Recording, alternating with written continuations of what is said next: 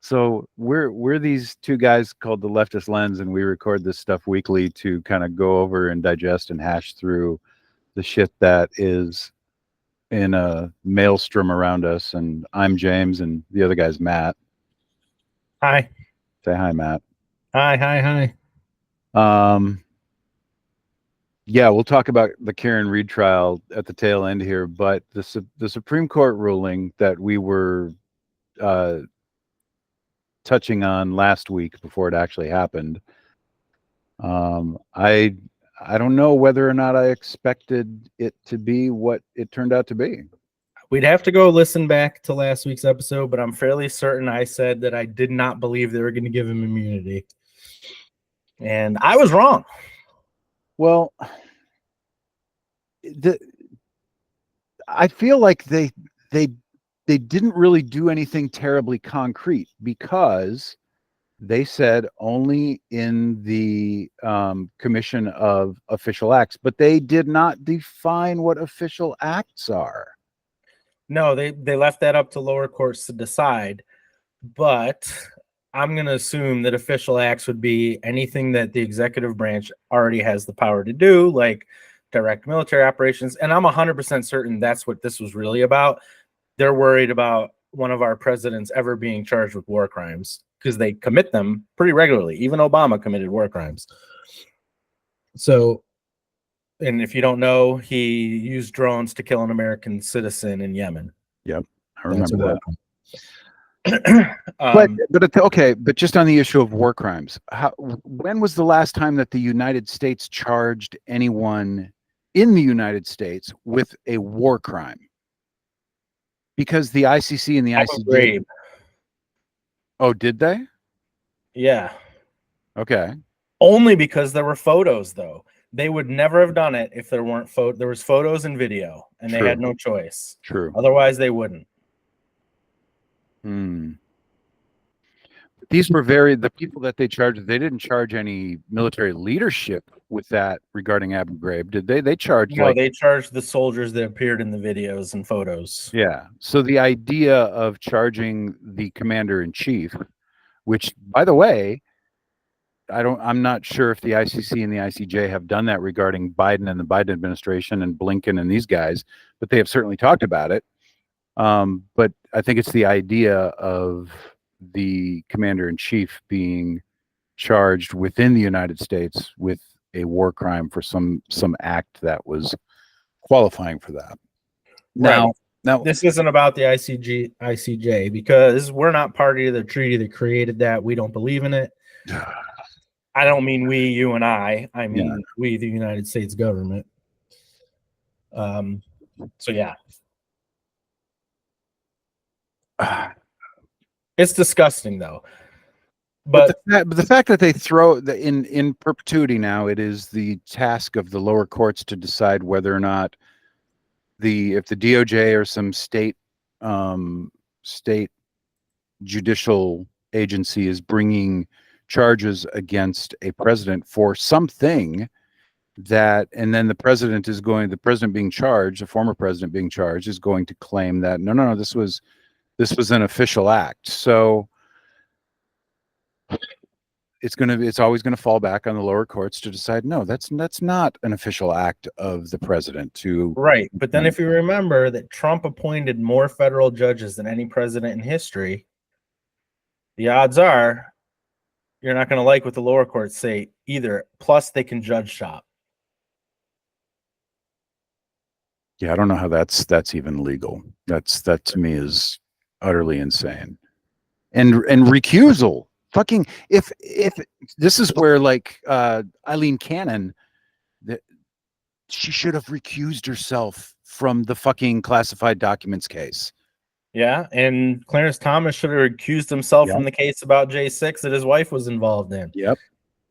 That speaks to the root of a real problem. I think I'm very conflicted about the decision that the Supreme Court made about that. I would have loved to have seen them do something decisive that turned all this on its ear and declared that presidents don't have immunity. But I don't think the case was being made specifically regarding what Trump is being charged with and whether or not those acts were official acts, that it was a general reading of the presidential immunity clause or whatever verbiage that exists that alludes to that, and it's all, the decision is all built around that, a very general sort of idea. And they're probably not wrong in regard to that official acts of the president can't be prosecuted in the US judicial system. But why not? Even that in itself is insane. Why do we want to be the country that allows their leader to commit crimes as long as they're official acts? Does any other country allow for their leader to be prosecuted for official acts they did if somebody decides that those official acts are criminal? Does any other country do that? I don't know, because I don't know about every other country's judicial rules, but I do know that both Italy and France have presidents that are in prison right now. Or maybe not, but they both have recently, within the last decade, they've both put former presidents in prison. But do you know what for? I mean, was it bribery? Was it? I don't remember, but still, nobody said in each of those cases a crime was committed and they were prosecuted and punished. Nobody said, well, was this an official act? There wasn't a debate about that. Well, but therein lies what is now defined in our statutes regarding whether or not something can be prosecuted. If the president or the president's cabinet or somebody around the president is saying this was an official act, then it takes it off the table. But there has to exist some criteria for what the president's job is. And so what the president's job is then encompasses what the only official acts could possibly be. I don't see anything that Trump was charged with in any of the cases on the federal level as being able to be classified as official acts, because if they were, then there's a huge what the fuck regarding. They're going to argue that his call with Ratzenberger was an official act because it was the president calling a governor. I want to know that was an official act. I want to know where in the they're going to argue that the classified documents was an official act somehow. I don't know how, but they're going to argue that. What I don't understand is why did his sentencing in the hush money trial get delayed to September so they could evaluate how that ruling affects that? How the fuck could that be an official act? He wasn't even president yet. Right. I don't know why the fuck they did that. He wasn't even president yet. He was just a candidate. How on earth could that possibly be an official act of the president? That's Judge Mershon's court, right? Yeah, it makes no sense. I think these are all of the indicators we need to realize that Mershon is not going to deliver the swift justice that is obviously in that case. It's fucking pathetic. I'm pretty sure all he was going to do was do a fine anyway, and now he wants to see if he doesn't even have to do that. Oh my God. I mean, remember, he did nothing when the gag order was violated repeatedly. You fined him, what, $5,000 or something? Yeah. Oh, God. It's disgusting. It really is. And for fear of our democracy, I dissent. Judge Sotomayor. Yeah, and did you notice that in any other dissent that she's ever issued before, she says, I respectfully dissent. She absolutely purposely left that out this time. Yep. And I would like to point out that all of the appointees to the Supreme Court that Trump did perjured themselves in their hearings, because all of them said two things. They all said that Roe v. Wade was the law of the land, and they all said nobody is above the law. Oh, yeah. And they overturned Roe v. Wade, and they said the president's above the law. Yep. That's perjury. AOC said she's going to impeach them or introduce articles of impeachment, but I don't see how that's going to pass because Republicans don't give a shit about anything.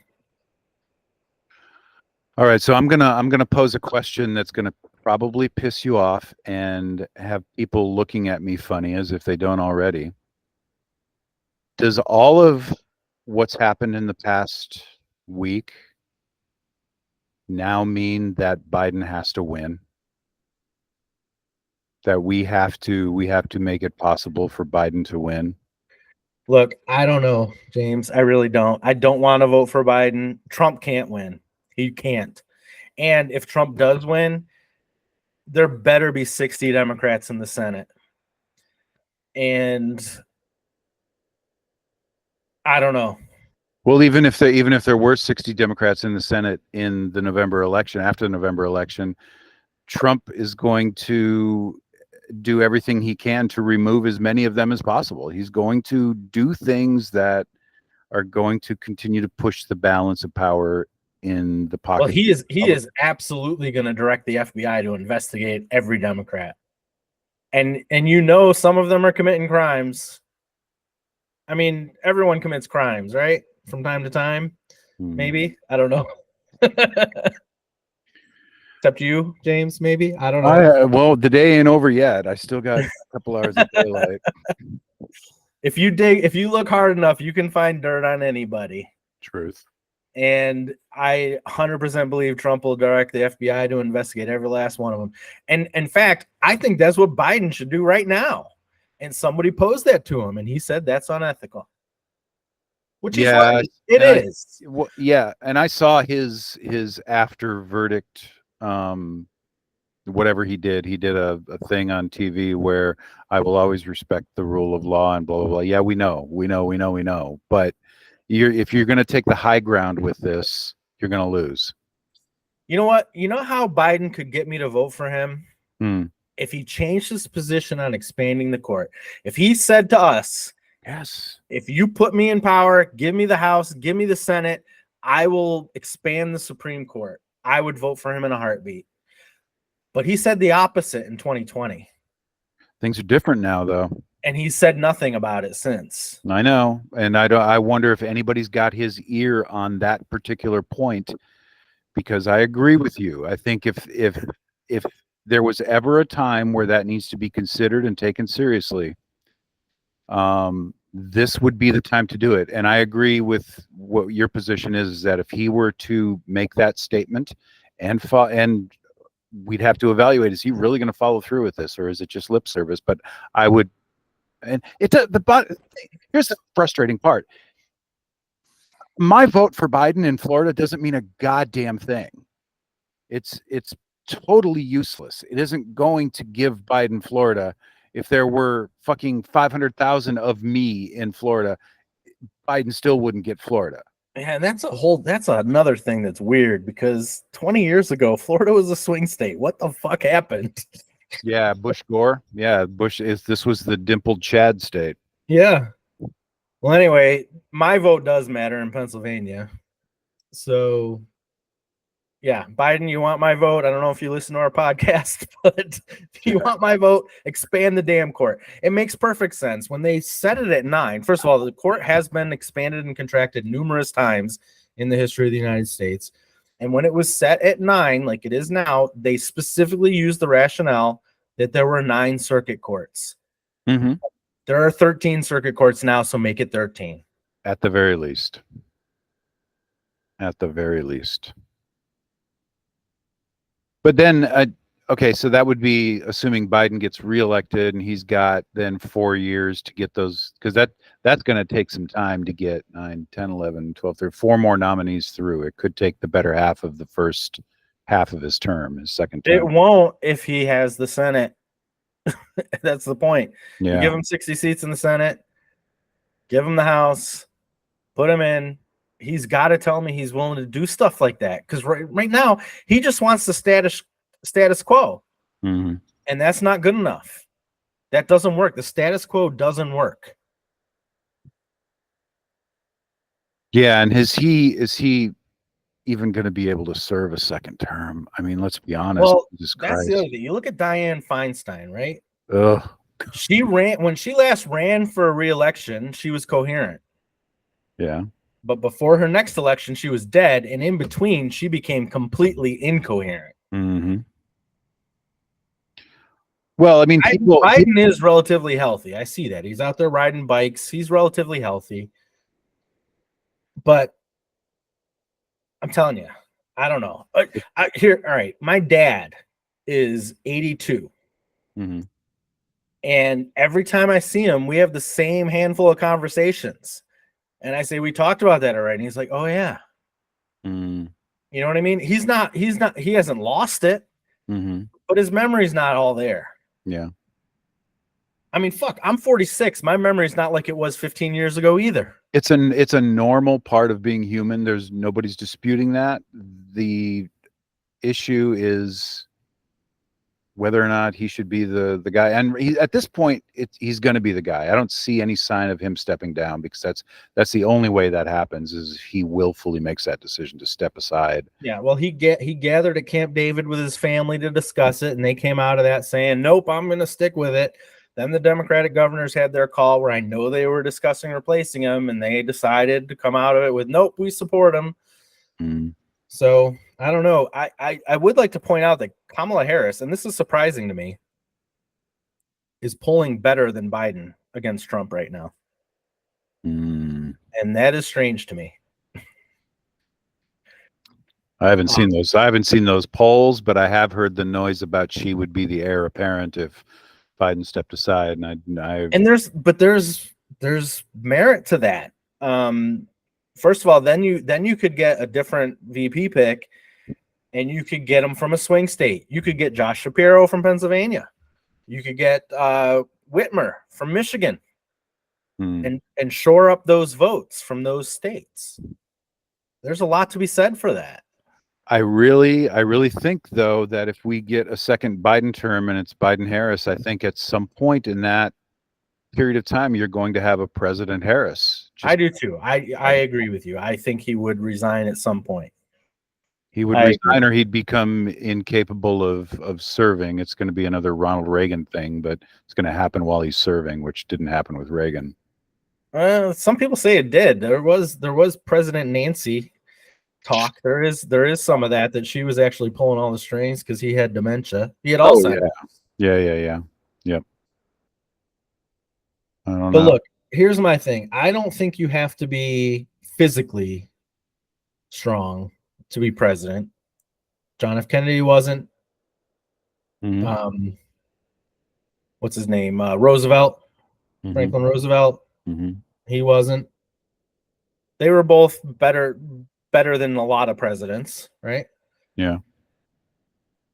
But you do have to be mentally sharp. You have to have energy. You do. Mm-hmm. And he doesn't have it. Yeah, I saw the report. You know who has energy? Trump does. Oh God. He shoves all the Adderall up his nose. Exactly. In my opinion. That is what some of the people from The Apprentice have said. I saw the report that Biden is only functional between 10 a.m. and 4 p.m. or whatever that is. But well, yeah, he's not going to schedule events after 8 because he needs more sleep. Okay. Yeah, he said that, which isn't, even if that's true, I don't feel like you say that. Even if you're not strong, you have to project the air of strength, right? Yeah. As president of the United States of America. You remember during Hillary's campaign, the middle of the night phone call campaign ad? No. Who do you want taking that phone call? Oh, right. Yeah. Somebody's going to bring that up before this election, and it's going to be directed at Biden. That he's not going to be answering the phone after 8 o'clock because he'll be asleep. And somebody's going to make that an ad. Mark my words, watch for it. It's going to be an anti-Biden ad where the phone's ringing and Joe is snoring in the background.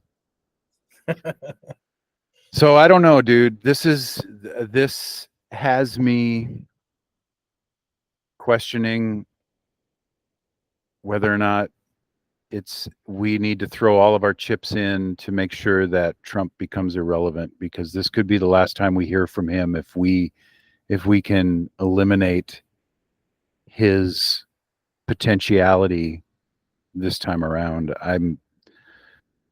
Christ, I just wonder. As much as I don't really like Biden, I would like to counterpoint something that a lot of people on the left are saying. They're saying that all this bad stuff that the Supreme Court is doing is happening under Biden's watch, which is true, but it's not Biden's fault. It is the fact that Trump got 3 Supreme Court nominees during his term. That's what caused this. Yeah. Biden cannot control what the Supreme Court does. But as you pointed out in the beginning of this conversation, what Biden can do is expand the court. Yes, he could. Well, yes. I don't think he can do that with the current makeup of Congress, but he could espouse support for it.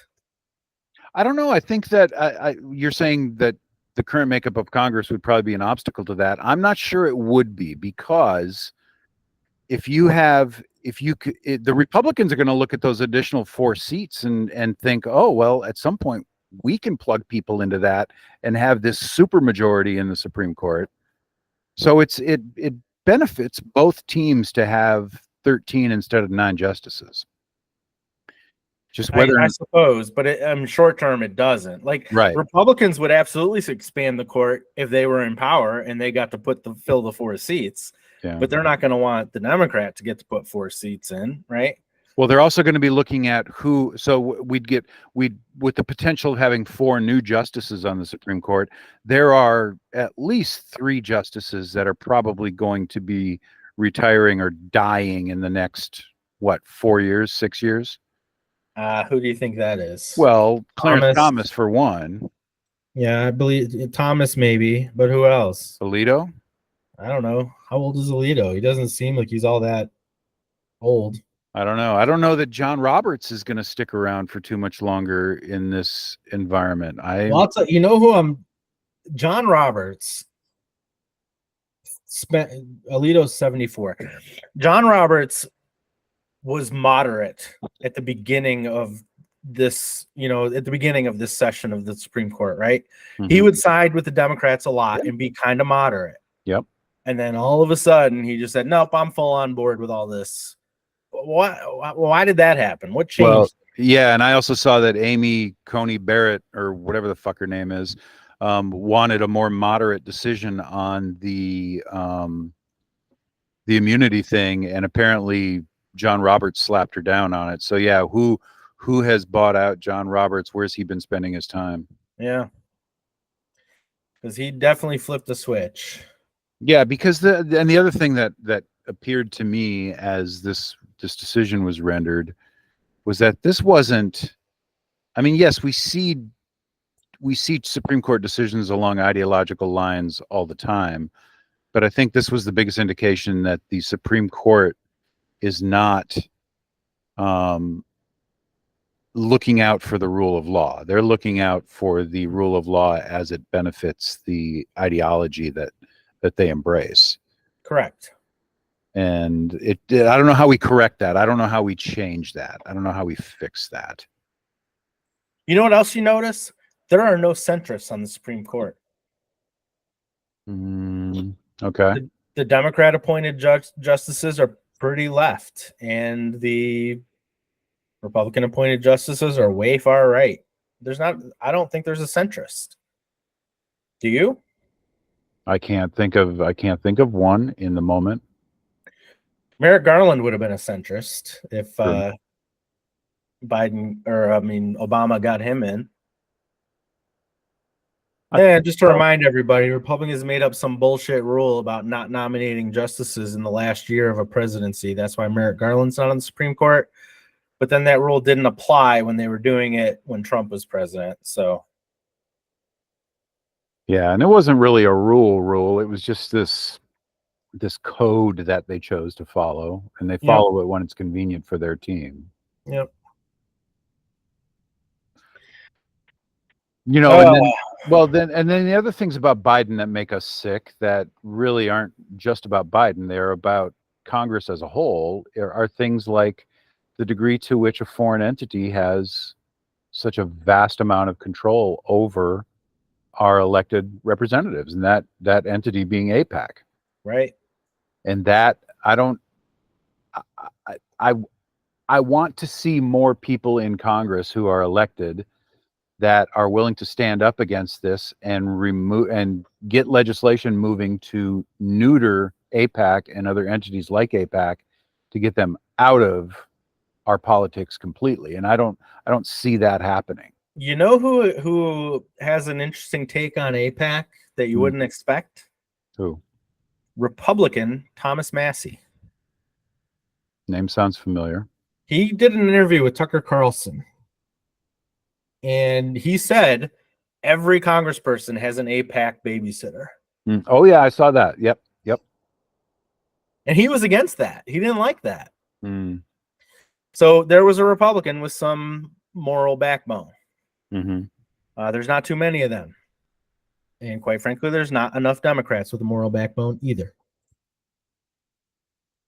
Yeah, we need more individuals that are elected that will stand up against that and begin to move legislation through that neuters this process. Because if this is just going to continue, I don't know. But I'm coming back to how absolutely important. And I don't want to hear one fucking Democrat come back to me and say, "This is what I've been telling you for the past year and a half." Fuck you. We've been telling you, don't run Biden if you want us to vote. Yeah. So, it's just, who screams louder, I guess. Yeah. I don't know. I've said on this podcast, which by the way, we are a real podcast now. We've been calling it a podcast forever, but we were really a YouTube show. But we're a podcast now. We're thanks Amazon, to Matthew. Apple, Spotify, all those. Yeah, that's all you, man. You took that bull by the horns and you made it happen. So I'll handle the YouTube side, you handle the audio side, and we'll see who wins. Yeah. But to our listeners, if you want to see us, although not this week, because we're doing audio only right now, but if you want to see us, we're on YouTube, Leftist Lens. And if you want to just listen, we're on almost all the podcast apps. Also, Leftist Lens. All right. Anything more on that? We went a long time talking about that. I don't know, because I'm trying to think of what's still lingering out there regarding this, and I don't know that there is. I don't imagine anything happening in the next week that is going to have a huge impact on how the past week went with regard to these Supreme Court decisions. I just don't see a whole lot happening with it. Any loyal listeners who last week are aware that we mentioned the only other unannounced Supreme Court decision, in addition to the immunity, about the First Amendment and content moderation. The Supreme Court did announce that also. They didn't really make a decision on that. They just kicked that back to the lower courts. Yep. If we are your source for Supreme Court news. if we are, you should see. You might want to help. reevaluate that. Oh my God. So the rest of the world is actually spinning in different directions too, that may or may not be related to what's going on over here. But I was surprised at both outcomes between France and Britain that were recently announced. Yeah. So we talked about Korea last week, who had a conservative government, and they had their elections and went with a little further left government. The European Union went pretty far right in their parliamentary elections, which caused Macron of France, or Macron. I don't know how you say that. I didn't take French. I took Spanish. Macron. But he decided that he didn't like that, so he dissolved his parliament and said, we're going to have a snap election. And then he tried to put a coalition together to stop the far right. Didn't work. Far right took a bunch of seats.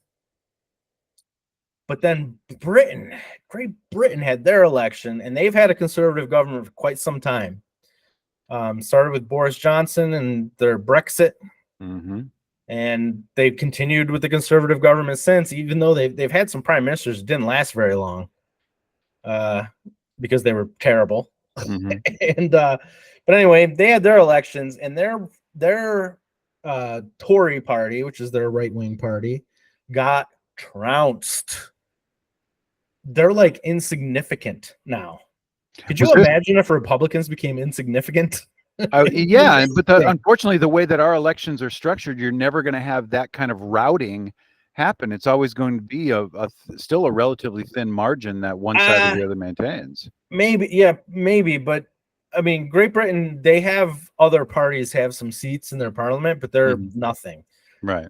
They're pretty much a two-party system too. That's the Tories and Labor.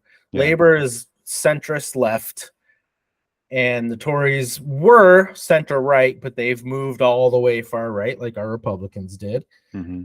And then they got Green Party and a couple other parties, Reform Party, which I don't actually know what side of the aisle they're on. But those ancillary parties seem to have more influence than any other party does in our electoral system. There's nothing to speak of in our system in terms of actually sitting representatives that are not Republican or Democrat. But what I'm wondering is that outcome in the UK, in Britain, was that expected or was this completely unexpected? I think it was expected that the Labor would gain some seats. Everybody that I saw, British media wise, was shocked by how much they gained. They've got more than double the seats of the next largest group. It's crazy. Yeah. Labor gained 400 and some seats, and the Tories lost 200, 300 something. That's insane. Yeah, we don't have the ability to see numbers like that ever happen here, but relative to the size of their parliament and things like that, that's different from our Congress. It's a mandate. So they've been handed a mandate. We won't see that happen here because we don't have enough swing districts. Right. You know, the vast majority of our districts are always one way or the other. There's only a handful of districts where you sometimes get a Democrat, sometimes get a Republican. And so, yeah, that's why we won't see swings like that ever.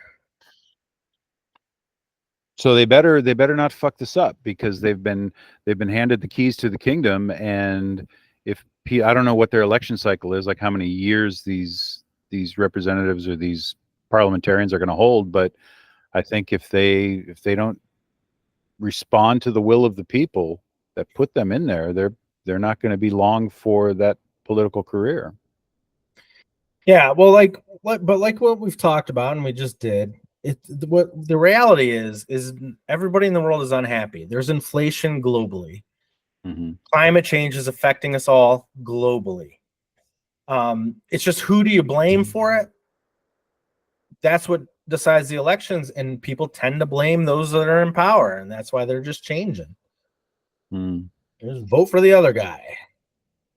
Yeah, and that's part of what frustrates me with people, because I've brought this up I don't know how many times on social media in the last 2-3 weeks, about people talking about how bad the economy is for individuals and families right now, despite the fucking jobs report being strong and jobs being added and rate of inflation, being less than what was expected and so forth.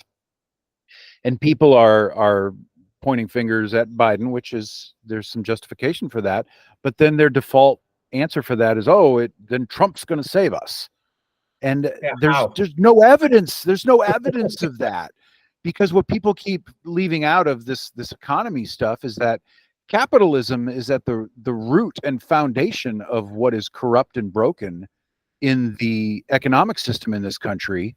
And both of these guys are fucking staunch capitalists. Right. Biden gets up there and calls himself that verbatim. Trump is a fucking capitalist pig. And Trump is not the fucking answer to Biden. But but in this case, we don't have another fucking choice. But you and I are aware that capitalism is a problem. Your average voter isn't. Because the average voter doesn't even understand what capitalism is, what socialism is, or what any economic system is.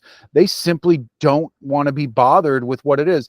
They look at the price of a gallon of gas and decide, Biden is trying to kill my family and shit. And They don't understand any of these fucking systems, and so they are ripe for the demagoguery of it's the Mexicans. It's because of all the invasion of Mexicans. They're everywhere. And fuck you. That's not the case. It doesn't affect your life at all. It's not affecting what you're suffering with. You're being told that it is because you're a pawn. Trans people don't affect you. Gay people don't affect you. Nothing. Yeah. What affects you is corporate greed, capitalism, corporations running everything. Oh, speaking of, the next thing on the agenda for Clarence Thomas apparently is to get rid of OSHA. He said he thinks it might not be constitutional. Well, OSHA is one of those alphabet federal agencies that is now neutered because of the Chevron thing being overturned. True. We haven't seen the court cases that are going to challenge all those things yet, but when they come, that's where we'll see how much of a disaster that ruling was. Yep. Yeah. But yeah, could you imagine a world without OSHA? Oh yeah, because I've seen the videos of people working at the factories in Pakistan. I know exactly what that looks like. Yeah. Fucking missing limbs and shit. And know what? It's a good time to point out that there are several Republican states where they have found children working in factories in the last couple of years. Yeah. That's happened numerous times. Yep, like Tyson chicken fucking processing factories and whatnot. That's 1800s level bullshit. Yep. But whatever to get the corporate overlords more profit, right? Okay. Are we done with that? I don't want to beat a dead horse.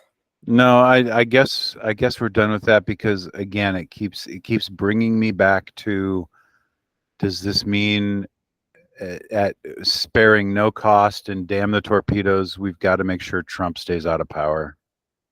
Well, we do. I do want Trump to stay out of power. Absolutely, I don't want Trump to win. I'm tired of being told that if I don't vote for Biden, it's a vote for Trump, though. A vote for Trump is a vote for Trump. Right. That's absolutely true.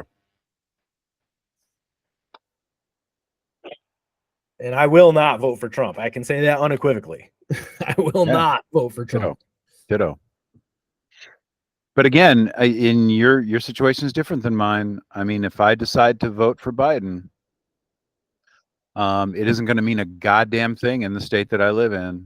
And me even speaking any level of support for Joe Biden's campaign, I don't think I can bring myself to do that. So I've been mostly staying quiet about that in the past couple of weeks, and I will probably continue to stay relatively quiet about it. But in your case, where you live, your vote actually matters in terms of that presidential race. So this is all on your shoulders, buddy. It's not on me. I'm undecided still. That's how I voted in the primary, and that's where I am right now. Okay. Yeah. We'll see. I'm still not convinced that Biden and Trump are going to be the nominee or the candidates that we're voting for in November. I'm not convinced. One or both of them may not be there. It's entirely possible. All right. Can I update you on Karen Reed? Yeah, I've been paying more attention to it since you brought it up last week, but sure. All right. Well, you're aware that it ended in a hung jury mistrial. Mm-hmm. But more stuff happened right after that. First of all, immediately after, literally immediately, like the same day, the lead investigator in the case, Michael Proctor, who testified in the trial and who was widely panned, he was a creep, and he was in charge of the most botched investigation that I'm aware of. He was immediately relieved of duty. Oh, okay. So he's a state police detective, and he was removed from duty en route to being fired. They got union rules, so they can't just fire him outright. Mm-hmm. But he and the entire department is under investigation by the FBI still. And the chief of the state police did a press conference where he talked about relieving him of duty because of the text messages that were read in court.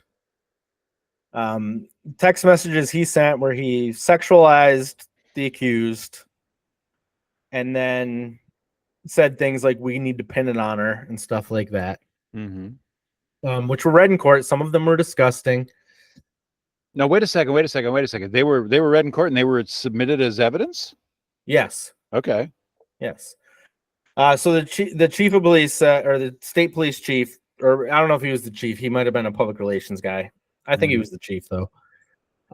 He said, because of things we became aware of during trial, alluding to the text messages, there's no way they didn't know about those text messages. What he meant to say was, because you all found out about those text messages. But anyway, he was removed. The prosecutor said he's going to retry the case. The brother of the victim, in my opinion, threatened the accused. As they were walking out of court immediately after the mistrial was declared, and Karen Reed's walking out with her lawyers out of court, the brother of the victim said, "I'm not done with you. I'm going to get you." Yeah, I saw that. Like, what the hell is going on? And then he since gave an interview where he says he thinks that the prosecutors proved the case. So I think what you have here is people who blindly believe the police and just, believe anything the cop says, even when it doesn't make any fucking sense whatsoever. They think the prosecutors proved their case. People who can think critically and be like, that makes no sense, and they can hear an actual expert testify, an expert accident reconstructionist testify that there's no way that the accident as described by the prosecutors caused the injuries to the victim. You think there's no way they proved the case and she didn't do it. So that's the two sides we have. They're going to have a hearing in a couple weeks to determine when the new trial will start. And we'll see how that goes. And they have to call a new jury if they're going to retry this, right? Yes, it will be an entirely new jury. They're going to have a hell of a time finding people for that jury, I think. Yes, they are. They absolutely are. But does it have to be a jury trial? I mean, that's up to the defense to decide to call that. And I think they'd be foolish if they didn't. But yeah, that's another thing. The judge, I'm not going to remember this right. The judge has a relationship with somebody on the prosecutor's side. What? Yeah, it's like a familial relationship, like they're cousins or something. Wow. I can't remember if it was. It's the Alberts. So the house that the victim was found dead in the front yard of, she is related to their son's wife or something. I don't know. I don't remember the exact relationship. If anyone wants to correct us, they say if you're wrong on the internet, people give you all kinds of attention, but that doesn't seem to happen to us. Maybe we haven't been wrong as often as we thought. But that's fucking amazing. That, again, fucking conflict of interest. Yeah, so she should have absolutely recused herself, and she didn't. People did notice that she seemed pro-prosecution the entire time. People noticed that. Yeah. But they didn't understand why. And then that didn't come out till after the trial. Like, I don't know. I guess as a defense, you can't introduce into the trial that the judge is corrupt. Can you? Maybe. I don't know. You can't ask why not accuse themselves. Yes. I mean, that's what they're doing in the Young Thug trial. That's another trial we could talk about if you want to become a true crime podcast. Oh God, that's a whole fucking shit show. I've seen clips of that now for weeks going on, and it's just fucking amazing. I don't even know what it's all about, and I don't even think I want to know, but the stuff that I've seen going on in that courtroom is ridiculous. I'll tell you, though, it is knowing all the evidence. I watched the Karen Reed trial. Like, I watched all the testimony. And knowing that anybody could have watched that testimony and convicted her is frightening. Yeah. And the fact that there was at least one person that was so convinced she did it that they couldn't that they ended up with a hung jury. That is scary to me. Mm-hmm. Mm-hmm. Yeah, I agree with you. Maybe the jury system doesn't work. Well, I think there's always been a case for that, but at the same time, it's your best shot at getting a fair trial. I think Yeah. it's only when, in communities like this that are relatively small, that there's the ability for either the prosecution or the defense to corrupt jurors and steer things that way. But yeah. Yeah, I don't know. It's not, I mean, people get let out of prison after being falsely imprisoned for decades. It happens all the time.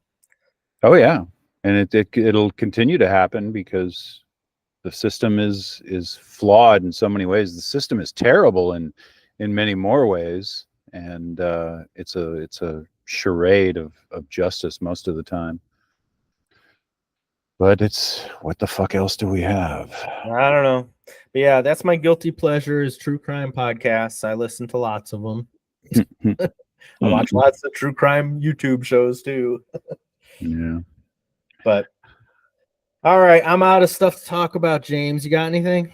I do not, and I've looked at the Google News feed and I don't see anything compelling coming up, but we'll see what we've got in front of us this time next week and pick up where we left off, and hopefully something bright and shiny will happen that will have us just full of joy and happiness. Yeah, we can always hope.